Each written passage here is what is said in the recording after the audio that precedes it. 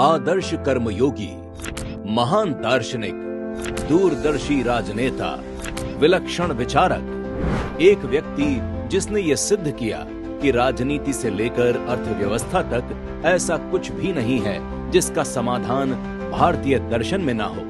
एक चिंतक जिन्होंने ये बताया कि हिंदू कोई धर्म या संप्रदाय नहीं बल्कि भारत की राष्ट्रीय संस्कृति है।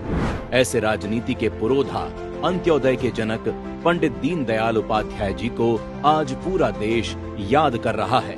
बाल्यकाल में ही जीवन के संघर्षों ने पंडित दीनदयाल उपाध्याय जी की पर्याप्त परीक्षा ली। असमय माता पिता और भाई बहन की मृत्यु हुई। अत्यंत मेधावी होने के बाद भी ऐसी स्थिति आ गई कि उन्हें अपनी मास्टर्स की पढ़ाई तक छोड़नी पड़ी। पंडित दीनदयाल उपाध्याय जी ने सरकारी नौकरी के बावजूद राष्ट्र सेवा का मार्ग चुना और राष्ट्रीय स्वयंसेवक संघ से जुड़ गए। समय की मांग को देखते हुए राजनीति में जनसंघ की स्थापना हुई। पंडित दीनदयाल उपाध्याय जी ने अपनी कुशल संगठन क्षमता से जनसंघ का नीति निर्धारण और पथ प्रदर्शन किया। उनका विचार था कि सत्ता पक्ष की अंतिम मंजिल अंतिम पायदान पर खड़े व्यक्ति का कल्याण होना चाहिए।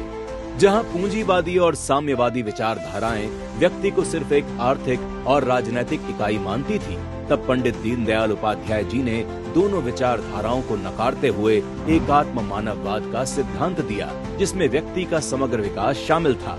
पंडित दीनदयाल उपाध्याय जी का ये मानना था कि जब आर्थिक और सामाजिक विसंगतियां दूर होंगी तब एक अच्छे समाज का निर्माण होगा।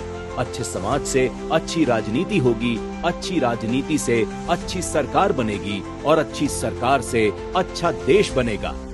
11 फरवरी 1968 का वो काला दिन जब मां भारती के सपूत चिर निद्रा में लीन हो गए, लेकिन जीवित हैं उनके सिद्धांत, उनकी शिक्षाएं, जिन पर चलकर मोदी सरकार सबका साथ सबका विकास करके अंत्योदय का संकल्प पूर्ण कर रही है। विनम्रता और शुचिता की प्रतिमूर्ति पंडित दीनदयाल उपाध्याय जी की पुण्यतिथि पर शत शत नमन।